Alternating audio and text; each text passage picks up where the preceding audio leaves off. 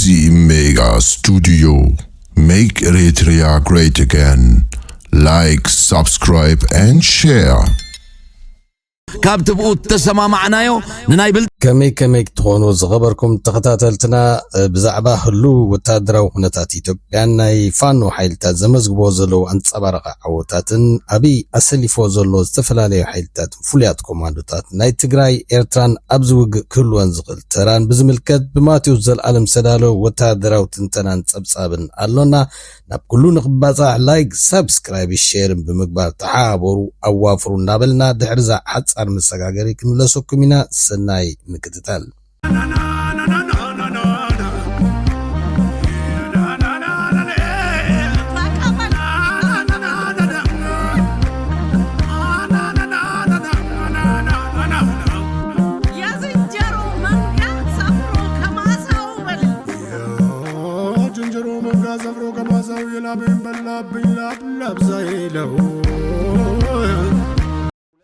جوار محمد ون بحدش منصر تقلقيل له بزعبا وق فانون اولان حدش زوصو زرباتات الله امتى ابزح على في فيديوهات زغلصنا لكم تي سكيورتي دايلوما ناي ايثيوبيا دهري ابي ون بقليلو كم زي عرفن نويح عمتات زخيد متفنان وي شجرات وي وطري كلهم مخانو زمت ابزناي جوار محمد ملقتي بغليلو نعزبون قلينا جوار محمد نتي حيلتات فانو قبل علي فيدرال زمزغبو زلو عبيت عوتات نتي صبللتاناي فانو وي ودابه وي حيلنا موغا ديكونه نتي دخام ناي فيدراليو كغالص ترايو زماله دما كميغيرو حدا حيال سراويت نتي بعق كله تكتاتو غنا سراويت حيال زغنا ناي سراويت تግራይ دسعره سراويت ابز وانزي بحده ጥቅም ዕጥቅን ውዳበን ዘይብሉስ ኣብ ክልተ መዓልቲ ውግ ከመይሉ ይፍርከሽ ክብልዩ ከም ሕቶ ኣቐሚጡ ግና ኣብዚኣ ጀዋር ዘይተቐሳ ነገር እንተልዩ እቲ ሓያል ሰራዊት ናይ TDF ዝብሎ ዘሎ ኣብቲ ግዜ ውግ ናይ ትግራይ ናይ ፌደራል ንበይኑ ይኮነን ተዋጊው እነ ትግራይ ሲዒሩ ወይ ከዓ ኣዳቂሙ ክበሃል ዝከኣል እንታይ ደኣ ንሓይልታት ፋኖ ወይ ከዓ ብሙሉ ኢትዮጵያ ዓቕሚ ብወንውን ኣይተረፈ ብሞራል ውን ኣብ ጽልኢ ዝተመርኮሰ ናይ ትግራይ ኸቲቱ ስለዝነበረ ኣብኡውን ገዚፍ ዓቕሚ ናይ ኤርትራ ሰራዊት ሓገዝ ስለዝነበሮ ረኣዩ ከምኡ ክገብር ክኢሉ እምበር ነቲ ፎርሙላ ኣጉድል ኣቢሉ ጀዋር መሐመድ ከመገይሩ ንሓደ ከምዚ ዝኣመሰለ ሰራዊት ሰዓረስ ኣብ ሓፂር ግዜ ብክልተ መዓልቲ ብናይ ፋኖ ክሰዓር ክኢሉ እዚ ፀብለልታ ናይ ሓይልታት ፋኖ ወይ ውዳበ ወይ ዓቕሚ ተወስደ ይኮነ ዘርኢ ስንፍና ናይቲ ዝፈራኸሽ ዘሎ ናይ ሰራዊት ፌደራል እዩ ክብል የቕሚጦም ካልኣይ ባላንስ ተግብሮ ከዓ እንታይ ያቅሪብሎ ጀዋር እዚ ፋኖ ጥራይ ይኮነን ነዝሓ ዓቢ ዝዋግኦ ወይ ሓራ ዝገብረና ዘሎ ኦላውን ብዝተወደበ ሓድሽ ስትራቴጂ ተቕልቂሉሎ ይዝብልሎ ድማ ነቲ ናይ ሓይልታት ፋኖ ዘመዝግቦ ዘሎ ዓወት ባላንስ ዘግብር ጽባሕ ንጎ ኣብኡ ኣብቲ ዝመጽእ ስልጣን ንሕና እውን እጃምና ነርና ይስምዕ ዘለ ይመስል ጀዋር መሐመድ ነቲ ናይ ሓይልታት ኦላ ዝገብሮ ዘሎ ስራሓት ኣብናይ ግንባር የምሓድሽ ከፊቶም ማለት ሓድሽ ግንባር ኣብ ምብራቅ ከፊቶም ይብላሉ እዚ ኣብ ምብራቅ ሓራርጌ ኦላ ስትራቴጂክ ዝኾነ ሽፍት ብዝኾነ መገዲ ናብ ማእከልን ናብ ምብራቅን መጥቃዕታት ከፊትሎ ይዝብልሉ ከምኡውን ኣብ ውሽጢ 6 ወርሒ ጥራይ ኦላ ክዋግኦ ከም ዝፀንሐ ውግኣት ንምብራቅን ሰሜንን ሸዋን ከምኡውን ምብራቅ ኣሩስን ምዕራብ ሓራርገን ምብራቅ ሓራርገን ሓዊሱ እቲ ውግእ የካይድ ከም ዘሎ ይኽገልጽ ፈቲኑ እዚ ድምር ኣቢልካ ክትሪኦ ከለኻ ነቲ ሓይሊ ናይ ፋኖ ከድንቕ ኣይደልን ነቲ ሓንቲ ዘለዓላ ኣብዚኣ ጀዋር መሐመድ እቲ ኣብይ ኣሕመድ ነዚ ውግእ እዚ ኣቐዲሙ ብሻዕብያን ብቲዲኤፍን ዝተወጠነን ሻዕብያን ቲዲኤፍ ዝመርሕዎ ውግእ ኢሉ ፍሬም ክገብሮ ዝፍትን ዘሎ ኣብይ ኢሉ ዝገልጽ ዘሎ እዚ ጀዋር መሐመድ እዚ ከዓኒ ወላ ከም ቅቡል ተወሰድናዮን ምክንያታዊ ኣይኮነን ይዝብል ዘሎ እምበር ክኸውን ይኽእል ኢሉ ዝብልሲ ዓመታት ኣለዎ ማለት እዩ ትጽሑፉ بزخونه ازي انتاي كملكتنا زخل تي ناي أورومو حالي نتي حالتات فانو نامزقو زموصل العوتات صراح نقهون زي بوتنشال كونفليكت كلهم مخاونو أمونغو إليتات ناي أورومون هم حران زملكتيو نزي حيزنا نابتي كاندي زرزرات عند حرداعاتنا حالتات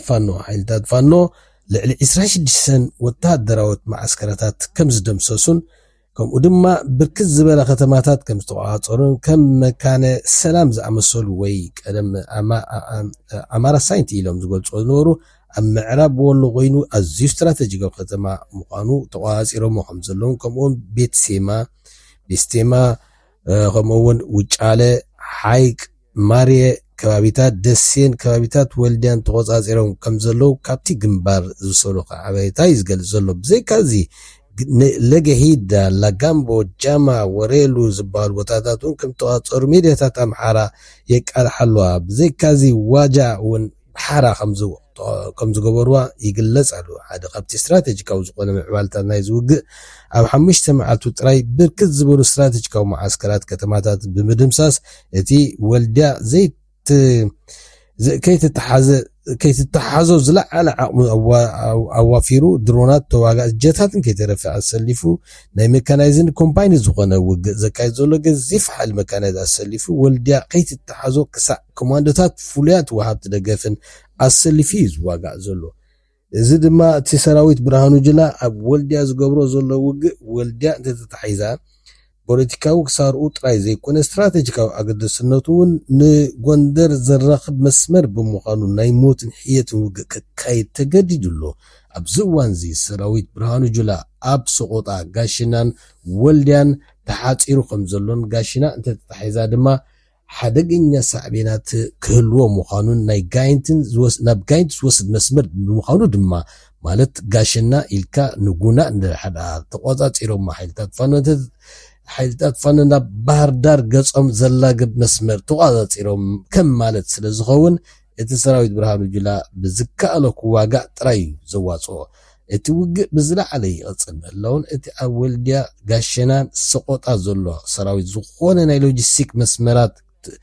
بحصيروس مسمر ناي لوجيستيك تقوريص وي تبتيخي زلو باير تزي كوين دما زغونه حاجز كموصيك اني ولا انت تخوسخ وصون كبيت فتنا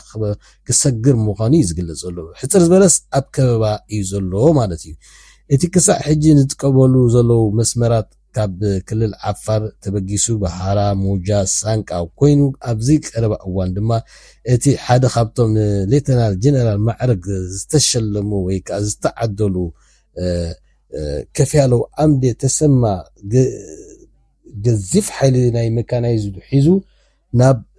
ولديا خمزات ويز قل زلو زي ابزيز كاي زلو وق ناي كفل سراويت 12 ازازي كولونيل دومز بخبيت تحريمو هيوتو ابطلطل كم زلان ابغاشنا اب حدا بيت مرتي كحكم دحر مصلح بزح دم سلازفسسو هليكوبتر تراخلو نا اديس ابا اغزملو كلو دي اي كلون اب حدغنيا كونتات وي اب اي سي يو كم زنبريم زغلصو حدا كال ازاز خفل سراوي دما كولونيل حبتام اسفا زبال بحيلتات فانو تماري كله ابز دما انتاينا خنري نخل حدا كلتخ ازاز خفل سراوي تي حدا يدو خيب كله حدا خرب كله كساع كندي عمون قول علوت ازسن ما تحتوت مسمره مكونات استباتاتخن ناي قصر ناي ازن قصصرن مسمرات تباتاتي خوخم زلو يو زنصر مغنياتو زبزحو سراويت ايدوم كوبو ينانريم زلنا خيتواو ايدوم هولو عبوتاتكم تمرخات نيرم حجد ما نحنا تلاقينا نابولو ناي حلوف كزاخروم يمزراي زلو حيتات فنو بزي خبيت سعر السنبد سرعات أبي أو شعبيا يأزوخ شعبيان حوحاتن يأزوخهم زلو يزقل زلو إذا ما كم ناي بروباغندا وين تسعرو تقبل سلازي دلوي كانتي حيلتات فنو بونن بمورال زواج ون زلع على ودابة جيروم تسلفهم كم زلو كأمن لهم سلازي دلي زمص زلو مخنيتيو ابز حلفو هصص اخيبا ناي تي دي اف حواتن نتي ابي كاب ابلع لي تግራይ ወስዶ ዝሕልን ዘሎ ውግእ ብዛዕባ ክውሰድ ዘሎ ስጉምታትን ምድላዋትን ደቂቕ ገምጋም ከም ዘካየዱን ንኹሉ እንትታት ክዳሉ ከም ዝወሰኑን ኣብ 4 ነጥብታት ዘተኮረ ዓበይቲ ውሳኔታት ከም ዘሕለፉን ዝዝከር እዩ። አብይ ካብቶም ጠቕላላ ዘለዎ 9 እዝታት ስለምንታይ እቶም 8 እዝታት ኣብ ክልል ኣምሓራ ብፍላይ ድማ ከባቢ ወልቃይት ኣቐሚጥዎ ነቲ ናይ ሜካናይዝድ ሓይሉ ድማ ካብ ክልል ዓፋር ኣቐሚጥዎ ዝነበረ ለጂ ድማ ነቲ ኣንፈት ውግእ ንትግራይን ነምሓራን ዘጠቓለለ ገዚፍ ወፍሪ ዕላማ ከም ዝነበሮ ዘመላኽት እዩ። ብወገን ምንጭታት ናይ ኤርትራ ድማ ሎሚ ኣብ ዝተዘርግሐ ቪድዮ ሰራዊት አብይ ዝነበሮ መደባት ድሕሪ ምዝርዛር ናይ ትግራይ ውሳኔታት ድሕሪ ምቕራብን ምግምጋምን ብወገን ኤርትራ ካብ አብይ ዝብገስ ንእሽቶ ጥኢት ወላ ብጌጋ ናብ መሬት ኤርትራ እንተዓሊባውን እንታይ ዓይነት ከቢድ መልሲ ተግባር ከም ዝህብ ከጠንቅቕ እዩ ዝረአ ዘሎ። ካብ ሰራዊት አብይ ድማ ናብ ትግራይ ገፁ ጠንቀስ ኢሉ እንተደኣ ናብ ትግራይ ማለት ሰራዊት አብይ ናብ ትግራይ ገፁ ጠንቀስ ኢሉ እንድሕር ደኣ ወፊሩ ኤርትራ ብነፈርቲ ብድሮናት ብናይ ርሑቐት ሚሳይላት መካናይዝን ኣብ ጎኒ ትግራይ ተሰሊፋ መሬት ሓውኽ ተጎሮ ምዃና እያ ትገልጽ ዘላ። እዚ ማለት ድማ እቲ ናይ ጽምዶ ትረኻ ናይ ሳዕስዒት ጥራይ ዘይኮነ ናይ ወተሃደራውን ጸጥታውን ናይ ሓባር ስምዓት ከቲሞም ከም ዘለዉ ዘመላኽት እዩ። ኣብ ዝሓለፈ ሳልሲ ጀነራል ተፈራ ማሞ ሰራዊት ብርሃኑ ጁላ ንትግራይ ወይ ንኤርትራ ገፁ ጠንቀስ ኢሉ እንተወፊሩ ኣእዳውን መሓውሩን ክንቁርስሞን ክንሕምሽሾይና ክብል ይፈኪሩ። ዓይነታት ፋኖ ዘይተገልጸ ኩልንተና ወተሃደራውን ሎጂስቲክሳዊ ምናልባት ካልእ ወተሃደራዊ ምኽርን ሓገዝን ወይ እውን ስላያዊ ሓበሬታ ይረኽቡ ከም ዘለዉ ካብቲ ቃናታቶምን ካብቲ ኣብ ኣሰላልፎኦም ዝርአ ዘሎ ባይታን ከመልክት ይኽእል። እቲ ገለ ወተሃደራዊ ተንተንቲ ብዛዕባ እዚ ሓይልታት ፋኖ ብስልትን ስትራቴጂን ዝካየድዎ ዘሎ ዘስደምም ዓወታት ናይ ኣዘዝቲ ሻዕብያን ቲዲኤፍን ወይ እውን ናይ ስላያ ሓበሬታታት ከም ዘለዎም ደገፍ ከም ዘለዎም እዮም ዝገልጹ ዘለዉ። ኣብ ዝሓለፈ 2 ሰሙን ሓደ ካብ ሓይልታት ፋኖ ናይ ጸጥታን ድሕነትን ኣባል ዝነበረ ኢዱ ናብ ብልጽግና ከም ዝሓበ ዝተገልጸ ኣብ ሚድያታት ናይ ብልጽግና እውን ከም ዘቕረብዎ መሰረት ነቲ ብድሕሪ ፋኖን ቲዲኤፍን ኦንላይን ዘሎ ሓይሊ ናይ ሻዕብያ ምዃኑ ክገልጽ ይፈቲኑ። ዝኸበርኩም ተኸታተልና ሎም ዝተዳለወ ጸብጻብን ትንተናን እዚ ነይሩ። ናብ ኩሉ ንክባጻሕ ላይክ፣ ሳብስክራይብ፣ ሼርን ግበሩ። ክሳብ ብኻልእ ንራኸብ ሰሰናይ ንዓኹም ይኹን። ሜጋ ስቱዲዮ እዩ። 2 ተወርዋሪ ሻለቃዎች ለውጊያ ያሰማራው የአብይ አህመድ አገዛዝ ሚሊሻና አድማ በተናውን ከፊት ካሰለፉ በኋላ የጥይት ማብረጃ እያደረጓቸው ነው። ትላንትና ምንድነው በፕሮግራሞቻችን ላይ ስናነሳ የነበረው አንዳንድ ሚሊሻዎች በእውነት የጥይት ማብረጃ ሆነው ለጥቂት ደቂቃም ቢሆን በህይወት ቆይታቸውን ሁሉ በምሬት በቃ ይብቃን ጨርሱን ይያሉ የሚለምኑበት ሁኔታ ታይቷል። እንዲህ ያለው ሁኔታ በአገዛዙ ተደግሶ በወገን ላይ እንዲህ ያለው ሁኔታ መከሰቱ ማንም ሰው በዚህ የሚደሰት የለምና በእውነቱ እጅግ በጣም አሳዛኝ ነው። ወልዲያ ብቻ አሁን እንደተቀስኩት 105ኛ ክፍለ ጦር በተጨማሪ 6 ክፍለ ጦርና 2 ተወርዋሪ ሻለቃዎች ናቸው ለውጊያ እንዲሰማሩ የተደረገው። ግን በእነዚህ መካከል አሁንም ሚሊሻው አድማ በተናው ገብቶት ቶሎ ብሎ እየደወለ እጅ የሰጠው አምልጧል በህይወት። የተቀረው ግን የፊት ለፊት ገጽ ላይ ሆኖ ጥይት ማብረጃ እየሆነ ነው የሚገኘው። እንዲያም ሆኖ ውጊያው ወልዲያ ከተማ ተስቦ የገባ ሲሆን ጎንደር በር፣ ዩኒቨርሲቲ በር፣ ስሪንቃ በር ወደ መርሳ መውጫና ዋና ባቡር መስመር የዶሮ ግብር ሐራ መውጫ ከባድ ፍልሚያ እየተካሄደ ነው የሚገኘው እስከ ማምሻው ድረስ። አዳሩን ውጊያ አበላሽታቸዋል የተባሉ የአማራና የኦሮሞ ተወላጅ መስመራዊ መኮንኖች እርምጃ እንደተወሰደባቸው የመረጃ ምንጮቻችን አረጋግጠዋል። የኢትዮ 360 መረጃ ምንጮች የቁም እስረኛ የተደረጉ ከፍተኛ መኮንኖች መኖራቸውንም አረጋግጠናል። ከውጊያ ስምሪት ውጪ ተደርገው ቃላቸውን በመስጠት ላይ የሚገኙ አንድ ከፍተኛ መኮንን እንዳሉም መረጃዎቻችን ያመለክታሉ። አድማጭ ተመልካቾች ባለፉት 2 ቀናት መረጃ ባደረስንባቸው ጊዜ በተለይም በትላንትናው ዕለት